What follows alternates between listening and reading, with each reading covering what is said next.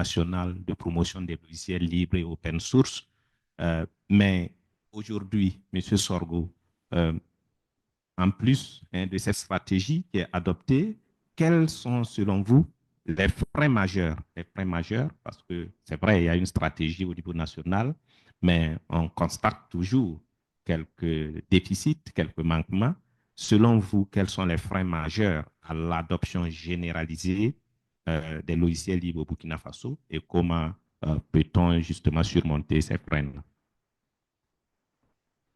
Merci beaucoup, M. Toé, pour cette question qui est très intéressante. C'est une question sur laquelle nous menons des réflexions depuis un bon bout de temps.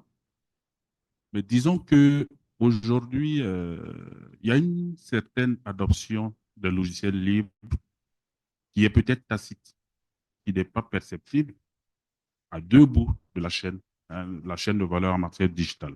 D'un bout au niveau technique, purement technique, M. Milogo le disait tantôt, les infrastructures, les services de base au niveau technologique, les logiciels libres se sont petit à petit imposés comme étant des alternatives fiables et viables par rapport à d'autres types de logiciels qui se sont imposés aux équipes techniques en termes de choix pour pouvoir fournir des services, des solutions qui soient résilients. De ce côté, je pense que, en tant que technicien, je crois que cette question n'est plus soumise à l'interrogation. De l'autre bout de la chaîne, au niveau des usagers, je pourrais dire que nous tous qui sommes là, 80% de ce que nous faisons tous les jours avec grâce au logiciel libre. Parce que la plupart des applications que nous utilisons pour accéder qui aux réseaux sociaux, qui à la messagerie instantanée et tout ce que nous savons faire, en tout cas pour le commun des mortels, comme on dit, sur Internet, se fait par le biais des logiciels libres. Si vous permettez, je donne quelques exemples. Je prends WhatsApp. On n'a jamais payé les droits d'utilisation WhatsApp. Donc, quand on se remet à la définition de logiciel libre, WhatsApp, c'est une application libre.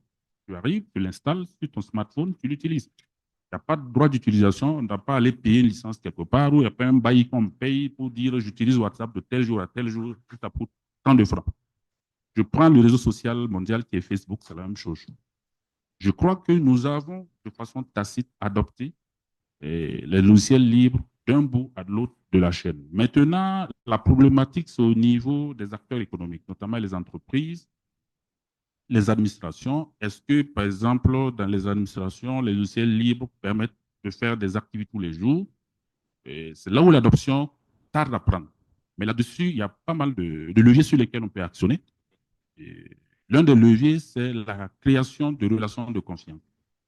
Tout le problème, quand on arrive dans une administration, notamment une entreprise commerciale, on dit, ben, on va installer un logiciel libre au niveau du secrétariat, au niveau de la comptabilité et tout. La question majeure qui se pose, c'est qui assure la garantie de cette installation? Si jamais on a un problème, qui est répondant? Techniquement, quand on dit non, c'est un logiciel libre, il n'y a pas de répondant en face et tout, ça pose question. Voilà. En entreprise, de façon classique, c'est ce qui se passe. Et ça, ce sont des leviers sur lesquels on doit jouer. Je m'exprime en tant que professionnel de l'ingénierie digitale en accompagnant les décideurs dans les entreprises pour créer un environnement de confiance à travers ce qu'on appelle des services, des contrats de niveau de service, pour que si une entreprise, une grosse entreprise aujourd'hui de banque ou d'assurance décide d'installer le logiciel libre, parce que comme M. Melogo l'a dit, ça permet quand même de faire des économies énormes, qu'à côté, on ait des acteurs qui puissent garantir à ces entreprises que s'il y a des difficultés, des incidents d'exploitation, ils sont là pour lever ces difficultés-là et permettre aux activités de tous les jours d'avancer.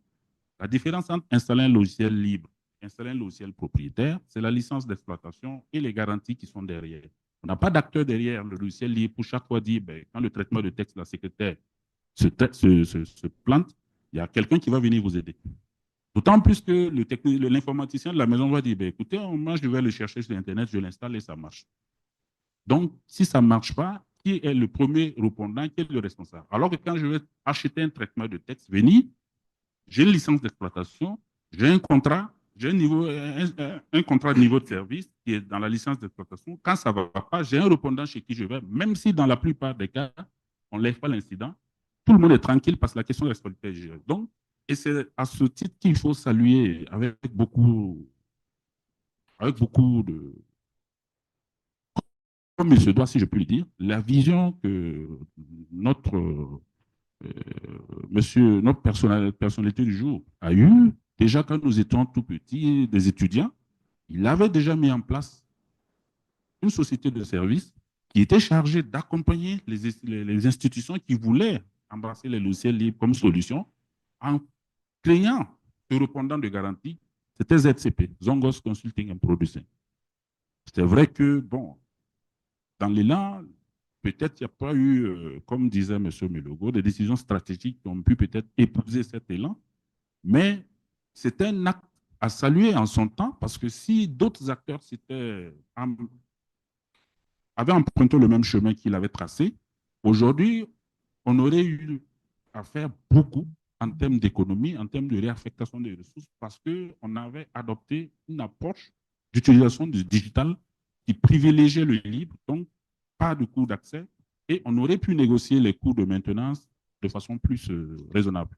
Oui, mais M. Sorgo, pour la question de répondant, on sait aussi que les logiciels libres, la plupart du temps, on parle de communauté qui est derrière. Comment vous appréciez justement ces fonctionnements et le dynamisme de ces communautés-là, puisque vous posez la préoccupation de répondant en termes donc, de support face aux solutions libres. Alors, merci, M. Toué. Alors, ces communautés, quand il est question de mener des travaux d'ingénierie dans le cadre de la recherche, dans le cadre de développement spécifique, ces communautés interviennent de façon active. Ces communautés aussi existent pour accompagner effectivement les efforts d'intégration, les efforts d'utilisation, les efforts d'exploitation, mais ces communautés n'étant pas des personnes adressables en termes de responsabilité, dans une entreprise, ça posait question jusqu'à un certain moment. Vous ne pouvez pas faire des remontrances à une communauté parce que le traitement de texte est implanté, on n'a pas pu faire la lettre de mission de quelqu'un. La communauté ne peut pas répondre de ça. Mais si quelqu'un derrière dit, moi je vous apporte l'assurance que si vous avez un problème avec le traitement de texte, je suis à vos côtés pour vous accompagner et je me porte garant. Si jamais il y a un incident, je réponds. L'administration privée, les entreprises commerciales sont plus à l'aise parce qu'il y a ce qu'on appelle l'évaluation des incidents techniques, le coût d'impact de ces incidents techniques, et il faut avoir quelqu'un pour être en face de ce coût d'impact. Voilà. Mais les communautés, effectivement, nous avons des acteurs ici qui sont assez prolixes sur les communautés, qui interviennent, qui donnent des valeurs ajoutées, mais ça ne saurait être une alternative fiable.